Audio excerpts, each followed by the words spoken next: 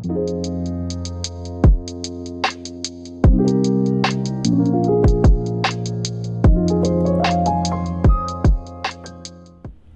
says that Pressing Matters doesn't review rock records? Well, sometimes I do. I know I've been focusing mainly on classical and jazz, but if the occasion comes up to review a rock record from my youth, I usually take advantage of it and see what's going on with the newest reissue. And this album, the debut from Robin Trower, twice removed from yesterday, has been reissued in a 50th anniversary edition. So I picked it up. I'm going to talk about that. I'm going to talk about it compared to a second pressing that I have, and a little bit about Robin Trower in general. Before I get started, if you're new and haven't already, please consider subscribing. Thank you so much for doing that. So, Robin Trower was a staple of my youth. I loved the deep bluesy rock sound with psychedelic touches of the first 7 albums. The first 3 are really important to me. Twice Removed from Yesterday, Bridge of Sighs, and For Earth Below. All 7 of the first albums are really great, and one reason is because of James Dewar. And I want to talk a little bit about James Dewar. He was the bassist and vocalist for the group, and to me, after he passed away, Robin continued on. He produced some great stuff, and he's still producing great stuff today. If you ever catch a clip of him in the last couple of years, he has lost nothing, and he is probably playing better than ever. Yet, it seemed like he always struggled to find a vocalist that could bring that magic back. And to me, it's not Robin Trower, the band, unless James Dewar is singing. He brings something to the table that, to me, is a big, big part of the reason to listen to these records. A deep, gritty, bluesy vocal style that's just so masculine and so strong and so emotional that it's such a wonderful thing to listen to.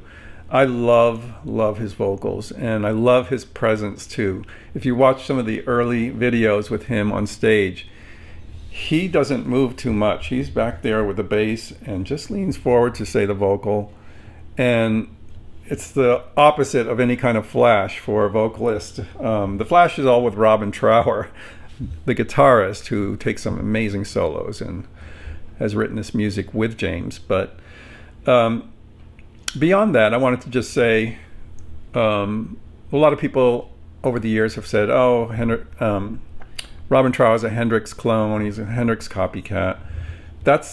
Couldn't be further from the truth, and I think that's a myth that needs to die. Robin Trower took this in his own direction. Yeah, he had influences from Hendrix, but who didn't? The psychedelic bluesy sound of the guitar, the effects on the guitar, there is some similarity there, but that's where the similarity ends.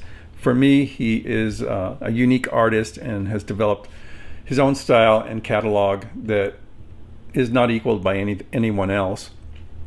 The first 3 albums are 73's Twice Removed from Yesterday, the well-known and loved Bridge of Sighs, which this is a Friday Music edition, and this is the 3rd album, For Earth Below, also in a Friday Music edition.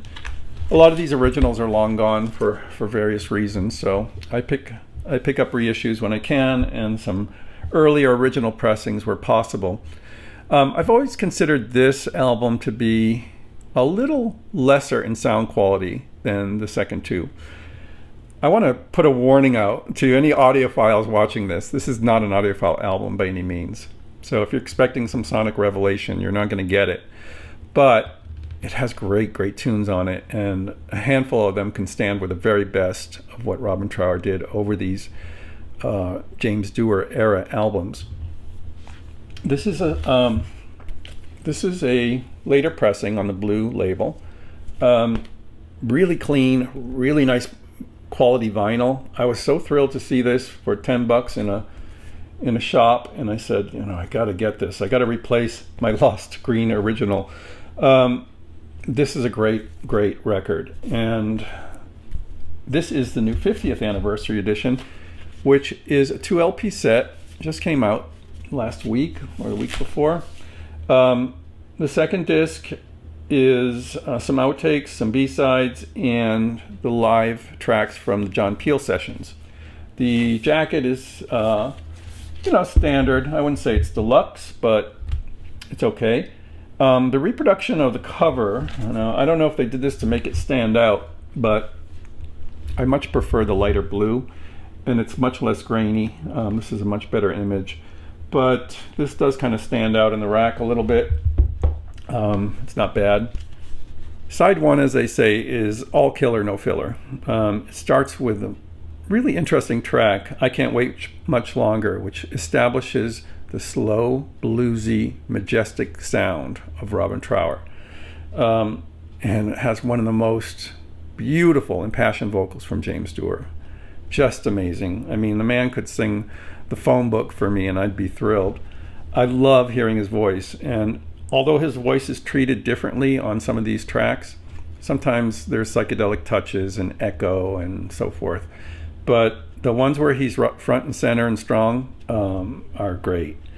And the second track is Daydream, so that establishes the ballad sound, the bluesy, deep psychedelic ballad sound of Robin Trower, and again has a stunning vocal from James.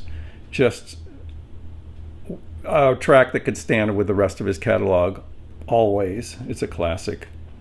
Hannah is another one where James sort of steals the show with his gritty, passionate vocal. Just beautiful. And Man of the World is an upbeat number that ends the album, and they must have thought a lot about it because it appears 3 times on this deluxe edition. In the original album, there's a rough mix as well, or an alternate mix, and it was featured on the live tracks from the BBC.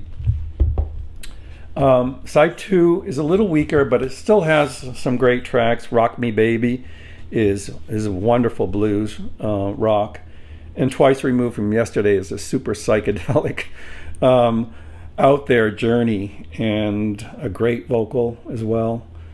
A couple others, a little bit lesser, Sinner Song and Ballerina, but this is a top album for Robin Trower. So let's just get to the bottom of this comparison. Do you really need the 50th anniversary edition? And what's going on with that? Well, the second disc is some outtakes, alternate mix, rough mix, B-side, and the John Peel sessions, 4 tracks from that were done for the BBC. This material, to me, I've heard some of it before, and it's not really that compelling, honestly. I think the main issue is the first album. Is this an improved version of this first album? I compared it to this one, not extensively, but I went back and forth a couple of times. And I did like the new one. It has an increase in clarity. James' vocals come up to the fore a little bit more and are just given a little more presence and clarity. And that also affects the drum sound. The drum sound is powerful and clear and hits a little harder. The guitar is also affected as well, of course. So there's an increase in clarity overall, which some diehard fans will really appreciate. To me, this package, let me tell you who mastered it. It was mastered 2023 by Phil Kinrod at Alchemy Mastering at Air, probably digitally. And he does bring some clarity and extra presence to the record. I always felt like it could use that. I always felt like it was a little bit of a muddy sounding record compared to the next two. But actually revisiting it on my current system and going back and forth, I preferred the earlier pressing. I did appreciate the clarity and so forth on the new one. It doesn't do harm to the music, which is good. It gives a little more open window onto things.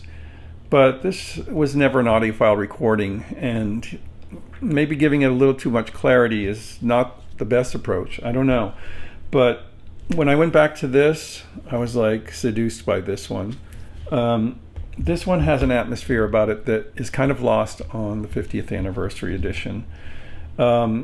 it's a subtle thing, but it's something I really picked up on. Each time I returned to this, I was like, oh, this is the way I like to hear it. It's a little more diffused. It doesn't have that clinical clarity, and it works better for the music, I think, overall. But as I said, this 50th anniversary is an essential for fans. If they don't have the bonus material, they may want it. If they have earlier pressings of the first record, this offers an alternate view of things. And as I said, it doesn't do damage to the music. It's not like overemphasized or harsh or shrill or anything like that. Just a little bit more cleaning the window, open up, and you see and hear a little bit more detail. But I can recommend the earlier pressing for sure. This one, as I said, if you want the extra material and you want a different view of this interesting and amazing album, then this is something you might want to pick up as well. But that's all I have to say today for Robin Trower. Let me know what you think in the comments. Until next time, I'm Scott for the Pressing Matters. Thank you for watching and have a great day.